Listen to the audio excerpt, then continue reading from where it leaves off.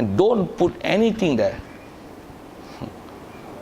Dia mesti jadi cuka by itself, sendiri jadi. Bubuh something untuk jadi pemangkin, mengubahkan dia, transformasikan dia, tolak, najis. Kita katalah buat ada air nira nipah apa tu, ke simpan lama-lama, dia berbuih apa, masak mula-mula manis, lepas tu istilah orang tu dulu gila lah apa-apa lah, minum tu penin, simpan satu masa lagi, dia akan jadi cuka. Dia akan transformasi lah. Bukan transformer robot tu kan. Tukar. Asalnya nira nipah, lepas tu jadi istilahnya memabukkan, hukum arak. Lepas tu sampai masa lagi, syarat dia untuk jadi cuka tu mesti jangan buat apa-apa perubahan sendiri. Pemangkin apa-apa pun tak boleh. Even you pindahkan apa, bubuh batu ke, buah apa, daun ke apa ke, untuk mencepatkan proses transformasi tersebut, najis. Cuma cuka lah ni proses macam mana saya tak tahu. Kalau ikut cuka yang dulu dengan proses arak macam tu. Lah ni cuka buatan ni rasa saya dia bukan dengan proses pemeraman tu, bahan-bahan yang macam dulu punya lah. Cuka lah ni banyaknya daripada bahan kimia. Dalam makmal dia akan jadi apa? Asid etanodoid. Tahu tak? Tak tahu. Dengar je lah saya sebut apa. Tuan-tuan pun bukan kerti, saya pun bukan kerti mana, tapi itu pengetahuan yang saya tahu nama asid tu. Dia jadi asid cuka tu, yang makan cuka lah ni tak macam muka cuka tu. Rasulullah kata ni'mal udmi al-khallu, sebaik-baik lauk ialah cuka. Bukan cuka tu, cuka getah lagi lah, tu lagi out. Cuka makan tu kalau ikut tak sepatutnya ni makan, pasal dia bukan kesihatan, teruk. Tapi kalau cuka kurma yang betul-betul daripada kurma, saya bukan nak ngimpi tapi nak sebut, tu pun antara yang Rasulullah isyarat. Okey, asal saya nak sebut ialah transformasi. Babi dengan dia proses dalam makmal jadi gelatin. Babi lagi ke? Tuan-tuan jawab tak? Kan isu Cadbury tu dia kata ada DNA babi, betul? DNA ni babi ke? Babi lah weh. Walaupun nama dia gelatin ke, sabun ke, ubat gigi ke apa ke, ataupun dia buat nama pelarut ke, penstabil ke, pewarna ke, apa lagi, perisa ke, tak kira lah. Tapi kalau cek di situ ada DNA babi, dia ialah still babi. Jadi sebabi, you know. Jadi dia bukan istilahnya tahawalat, dia bukan transformasi, dia si babi, cuma nama tukar, tapi sebenarnya it's still babi. Juga kalau ambil pelajaran ini, saya sebut ni cuka kulit, kita belajar dalam bab fiqh, babi dengan anjing dan keturunan dia adalah hukum babi lah dengan anjing. Jadi anjing mughalazah lah. Boleh faham kan? Pasal apa jadi mughalazah? Pasal masih ada DNA babi. Gunakanlah fakta tu. Dulu kita tak sebut tu pun tak faham, kita pun tak berhenti. Ada DNA babi. Maksudnya kalau katalah spesies ni nama dia kambi. Apa dia?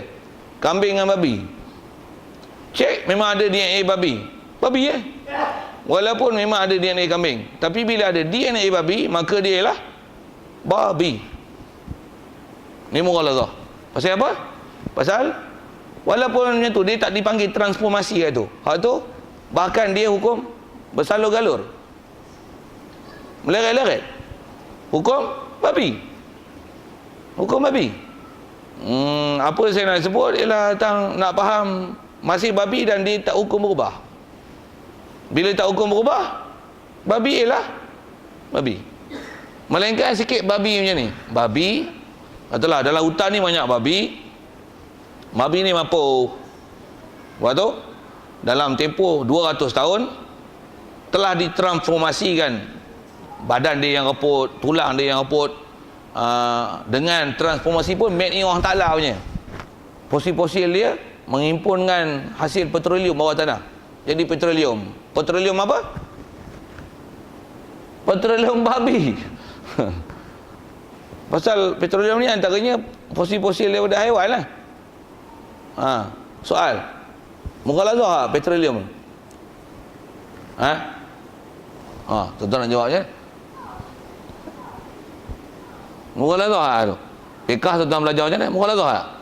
Mughaladzah. Petroleum ke babi? Ha? Petroleum. Itulah namanya transformasi. Pasal bukan babi, apa? Petroleum. Tapi kalau babi mapuh, air babi tu masuk dalam bumi, campur dengan petroleum. Itu air babi. Ni bukan air babi. Ni galian petroleum. Atas faktor transformasi dia, atas faktor sebab cause effect dia, jadilah petroleum. Boleh? Faham? Pokok tuan-tuan tanam, bubuh tek lembu. Kita tengok tek lembu sikit, kot nampak kurang jijik dia tu kan. Bubuh bajir tek lembu. Pokok tu memang akan serap bajir tek lembu ni. Dapat buah rambutan. Buah rambutan tek lembu ke tu? Buah apa? Rambutan lah. Bukan tek lembu ke? Dia telah ditransformasikan dalam bentuk baja. Pula tu kita tak campur tangan. Itu halal. Walaupun memang tak ada baja lain, melainkan tek lembu. Tu saya sebut tek lembu. Tak ada baja lain. Tek babi lah yang dibubuh. Macam limau tambun tu. Kan dulu isu bunyi itu kan. Limau tambun yang dibubuh dengan baja babi. Adakah limau jadi babi? Jawab. Tak. Pasal apa? Limau. Bukan babi. Bukan tek babi. Limau bubuh baja babi. Limau lah. Boleh? Faham? Faham tu tuan-tuan? Tuan-tuan faham format? Walaupun yang keluar pendapat tu bunyi Dr. Yusuf Al-Qardawi. Walaupun bunyi dia Dr. Muhammad Asri Zainal Abidin, bekas mufti, hok duk jadi mufti lagi. Tapi kepala otak ngaji State University. Itu yang contemporary. Sampai kita pun tak erti apa kaedah dia mah. Kita ngaji pondok pondok pokok ngaji. Pokok kan tirih dengan hujan, dengan tepiah, dengan panas. Tapi boleh faham. Nema tu tak faham, benda tu senang. Tu tak faham saya sebut ni. Tak faham tak? Sama kepala otak dengan nema tu. Saja graf saya bubuh itu. Nak setuju tak setuju tu tak kibalah tu tak tanya balik. Tuan-tuan muskil. Tak kita belajar lah. Tak saya nak sebut. Saya masih nak sebut transformasi. Nasi, makan nasi. Berak tu baik tarik ke? Bukan nasi ke? Boleh ambil nasi tarik tu buat pengar sekali lagi lah. Boleh tak? Jawab. Pasal apa tak boleh? Transformasi.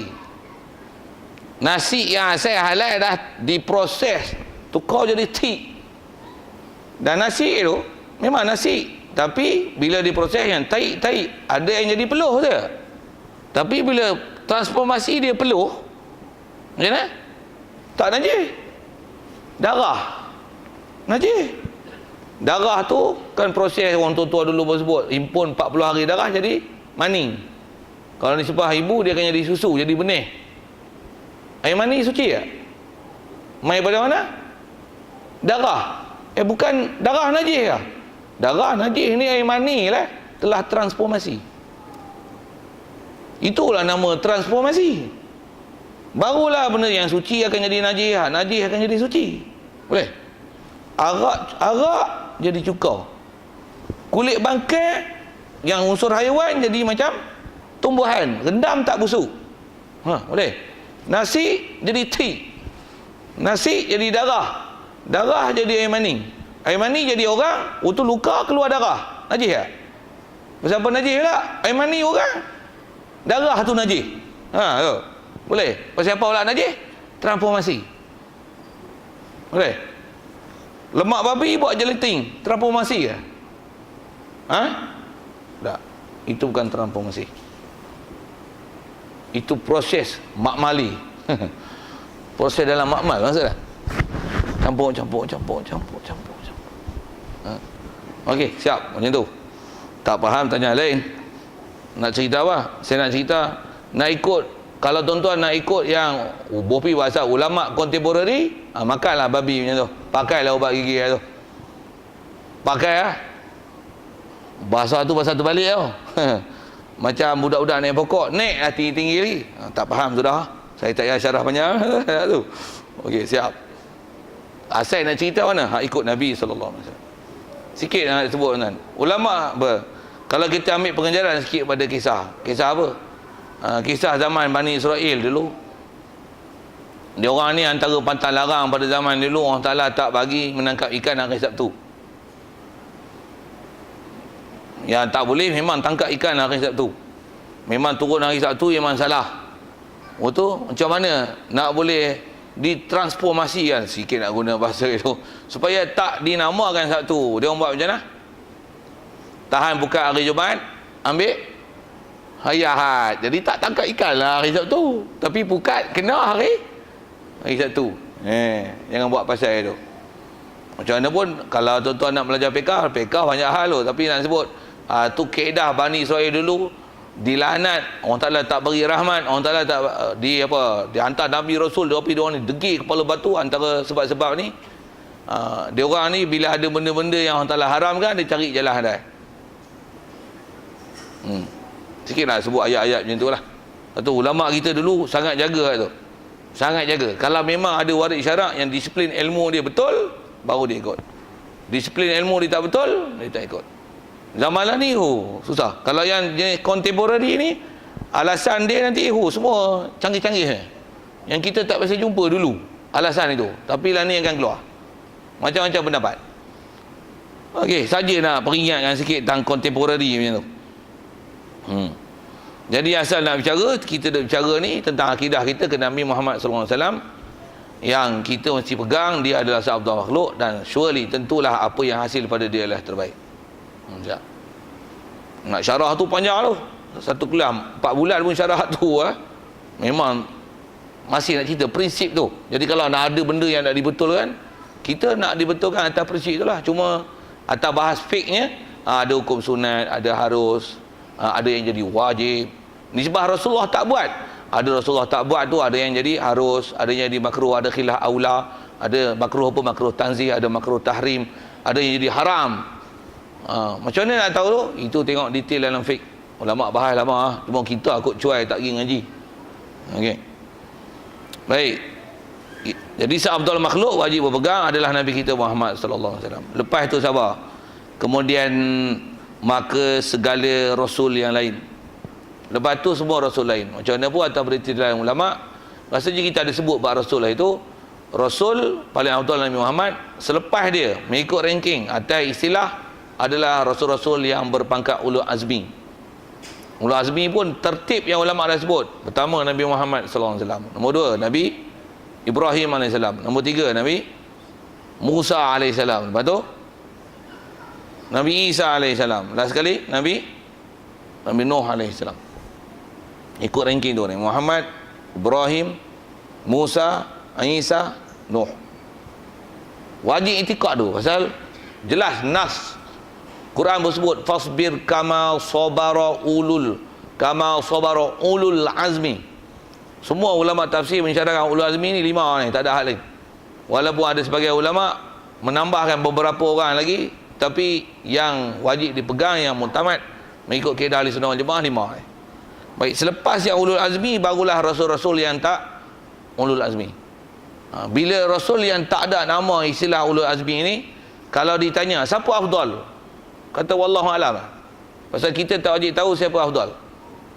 Pasal memang ada lebih kurang antara nabi rasul. Quran bersebut tilkar rusulu faddalna ba'dahum ala ba'. Ada sebagainya kami lebihkan antara sebahagian lain. Ada bapa, ada anak. Nabi Sulaiman, Nabi Daud, anak beranak tu. Siapa lebih? Nabi Daud lebih cara Nabi Daud, Nabi Sulaiman lebih cara Nabi Sulaiman. Siapa lebih? Tak wajib menentukan siapa lebih. Baik diam, wallahu alam. Tapi kalau tanya Nabi Ibrahim dengan Nabi Musa, siapa lebih? Mesti Nabi Ibrahim. Nabi Musa dengan Nabi Khidir, siapa lebih? Nabi Musa, pasal Nabi Khidir adalah Nabi Rasul. Ulul azmi lah tu, Nabi Khidir Nabi bukan Rasul. Waktu pun kita pernah sentuh bab Nabi tu. Tapi ada orang lebihkan Nabi Khidir pada Nabi Musa. Salah, tak betul. Pasal apa? Pasal nak cari ilmu laduni, ambil tarikat, tak payah mengaji tauhid. Ada pula kepala otak itu. Semua Nabi mengaji tauhid akidah dengan Jibril. Dia tak mau mengaji tauhid, tiba-tiba nak jadi konon Nabi Khidir, dapat ilmu laduni, tak mau belajar dengan siapa. Zikir-zikir dapat ilmu laduni. Kepala otak mu. Kaedah siapa tu? Ada mesti kepala otak tergeliat kan. Dia salah faham. Antara salah tu salah ranking. Tak tahu siapa keutamaan untuk dia ikut. Okey. Ulul azmi, lepas tu rasul-rasul yang tak ulul azmi. Baik, selepas ulul rasul-rasul siapa? Maka segala anbiya. Istilah maka ni dengan tertib, maksudnya after that, kan. Selepas itu siapa? Segala anbiya, semua nabi-nabi. Nabi mana? Yang berpangkat nabi. Selagi dia ialah nabi, maka dia ialah lebih afdal berbanding yang tak nabi. Jadi kita tak nabi. Satu je, Nabi Musa, Nabi Khidir dengan kita siapa lebih? Nabi Khidir lah, dia nabi. Apatah lagi tanya dengan Rasul, tentulah Rasul lagi lebih daripada kita. Okey, siap.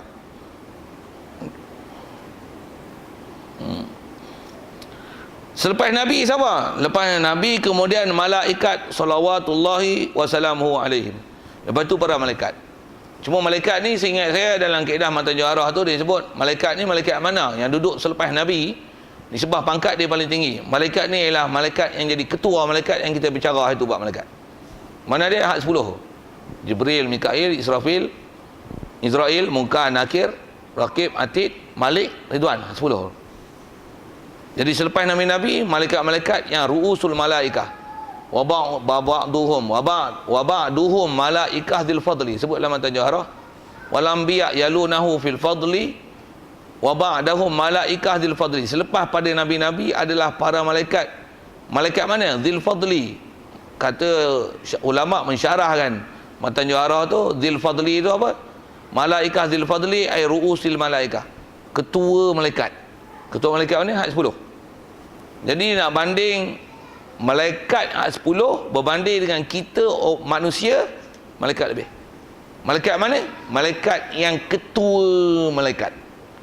Adapun malaikat yang tak ketua, belum tentu dia lebih daripada manusia.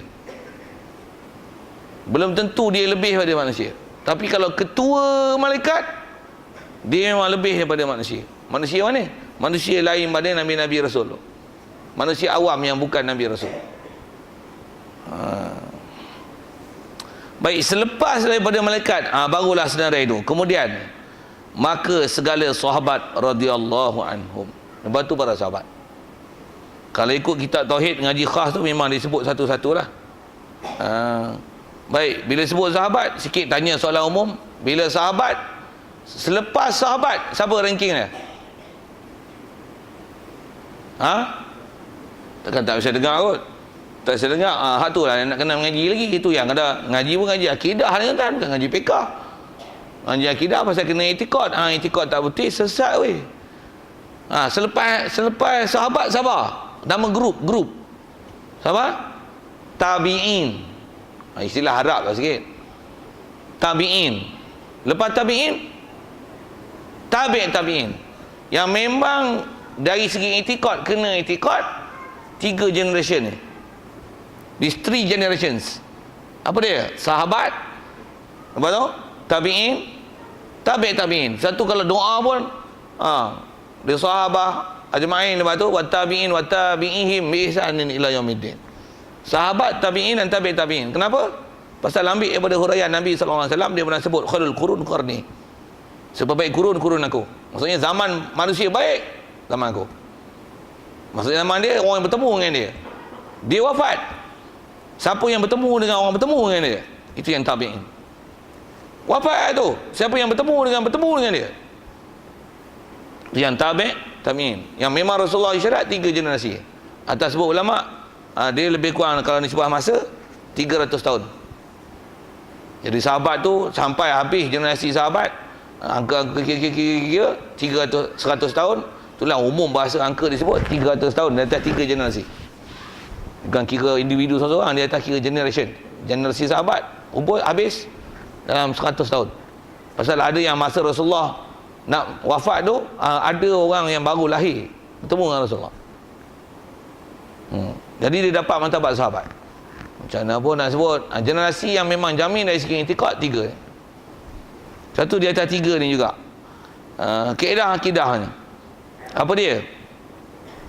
Bila orang-orang yang duduk zaman sahabat tabi'in ni, Pasal dia wajib i'tiqad mereka ni ialah orang yang awal-awal Islam, dan Rasulullah pernah jamin bahawasanya mereka ni orang baik.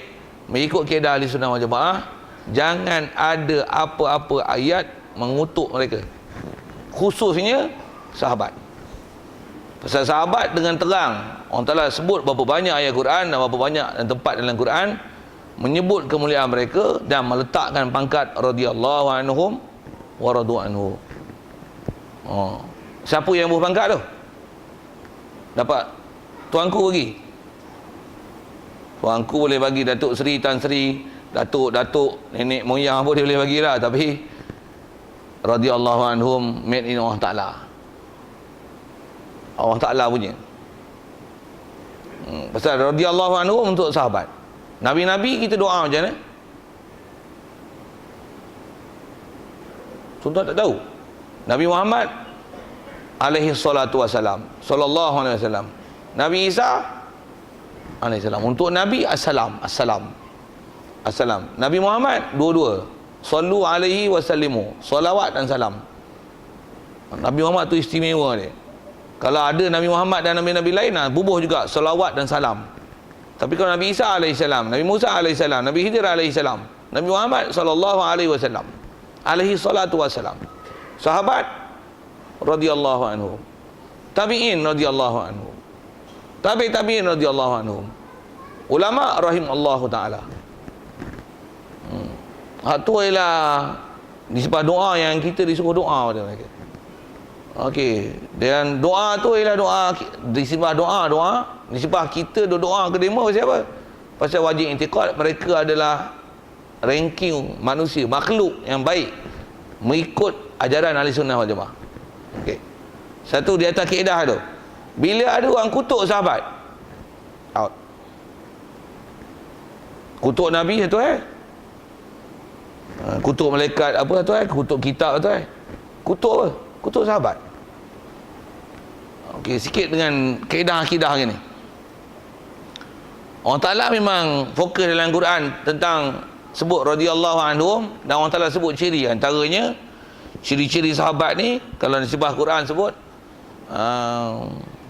Allahumma salli. Ada yang ciri itu sebut dengan perang Uhud, yang pergi perang Badar, ada yang berbai'ah bersama dengan Rasulullah ketika bai'atul Ridwan. Itu banyak tu, beberapa ayat Quran, hadis-hadis Nabi menceritakan. Kalau kita belajar tu, banyaknya hadis menyebutkan tentang bagaimana Allah Ta'ala beri keampunan, dan kalau ada berlaku apa-apa pada mereka, Rasulullah pun sendiri bila ditanya tentang sahabat-sahabat tentang orang yang pergi perang Badar, perang Uhud ni, Rasulullah kata apa? Mereka ni hadir perang Badar, mereka ni hadir perang Uhud. Jadi maksudnya jangan duk bertikai orang ni orang baik-baik. Sahabat Rasulullah pun kata gitu. Satu, Rasulullah dia bukan boleh kata apa sebarang pada sahabat dia. Pasal kalau isu sedikit tentang, kalau kita belajar akidah bagaimana zaman Rasulullah dulu, pernah Sayyidatina Aisyah dituduh berzina. Tak ada bukti. Adalah fitnah yang bunyi gitu. Allah Ta'ala turun ayat Quran sendiri bersihkan dia daripada zina. Jadi bagus ya Sayyidina Aisyah. Tu agak-agak ada tak Allah Ta'ala tersilap?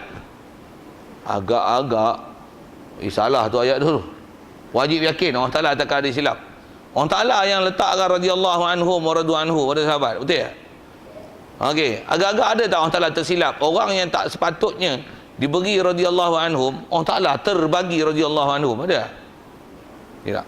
Ataupun macam ni, Allah Ta'ala masa Nabi Muhammad tu Allah Ta'ala bagi radhiyallahu anhum. Lepas tu bila Rasulullah dah wafat, radhiyallahu anhum tu seolah-olah macam dicabut balik.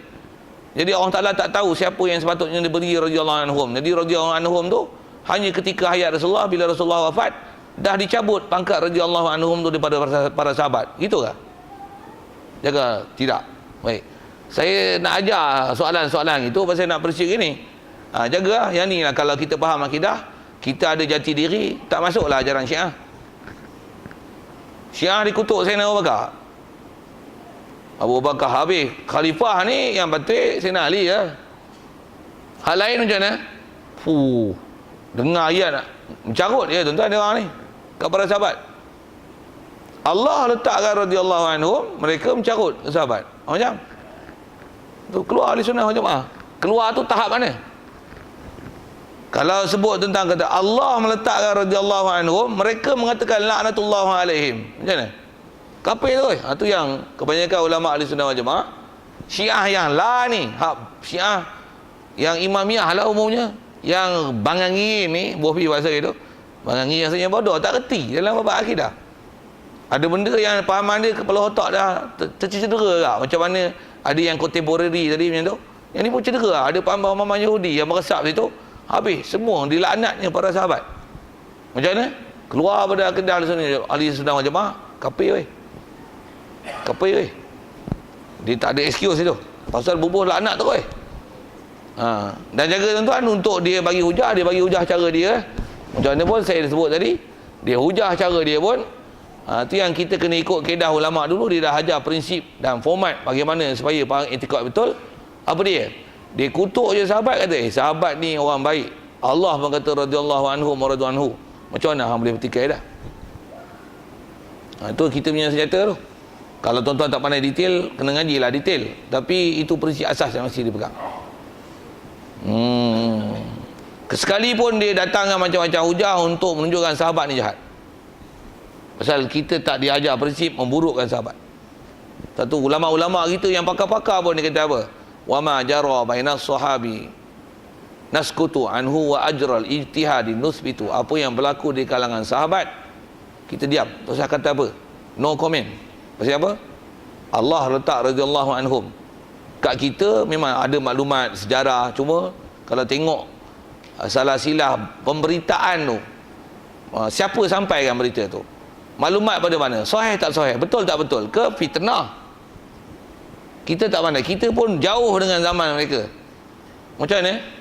Cerita memanglah bunyi Muawiyah dengan Sayyidina Ali bunuh lah, dengan Sayyidina Aisyah perang lah. Walaupun perang, walaupun bunuh, apa kaedah dia? Apa berlaku di kalangan sahabat? Diam. Pasal apa? Dia tak prinsip Al-Quran tadi lah. Pasal Allah pun letakkan radhiyallahu anhu. Allah Ta'ala takkan silap memberikan pangkat radhiyallahu anhu. Allah pun letakkan radhiyallahu anhu. Dan Allah Ta'ala dah apa kata tetapkan beri pangkat radhiyallahu anhu maradu anhu ni azali lagi, sebelum turun Quran lagi. Maksudnya dah memang siap. Sahabat adalah orang yang baik di sisi Allah Ta'ala. Kita apa? Kita pun belum jamin, tiba-tiba kita nak kutuk dia. Nanti Ustaz, reti kan? Walaupun katalah kat kita tak berlaku perang.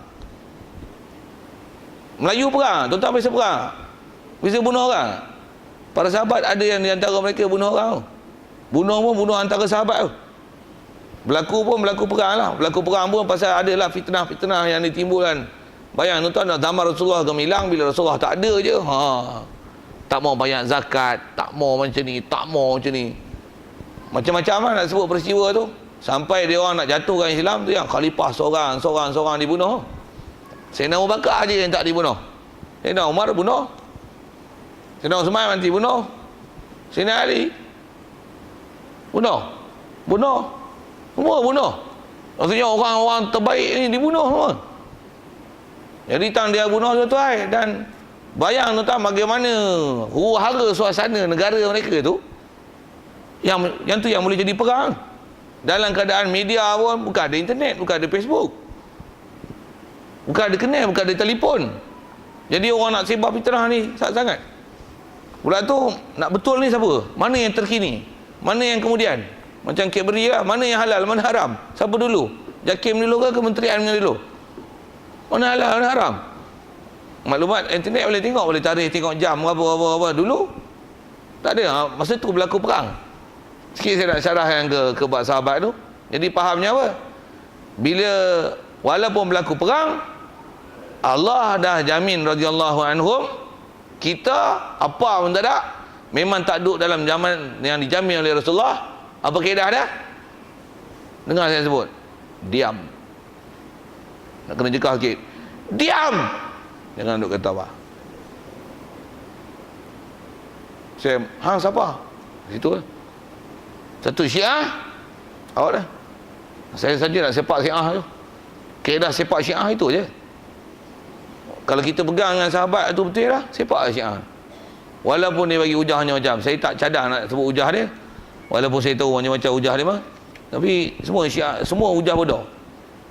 Tapi kalau kita berbodoh, ya kan? Tu yang ramai orang Melayu jadi Syiah. Macam mana ramai orang Melayu jadi Wahabi. Macam mana orang Melayu yang ramai jadi Kristian. Jadi Hindu pun ada.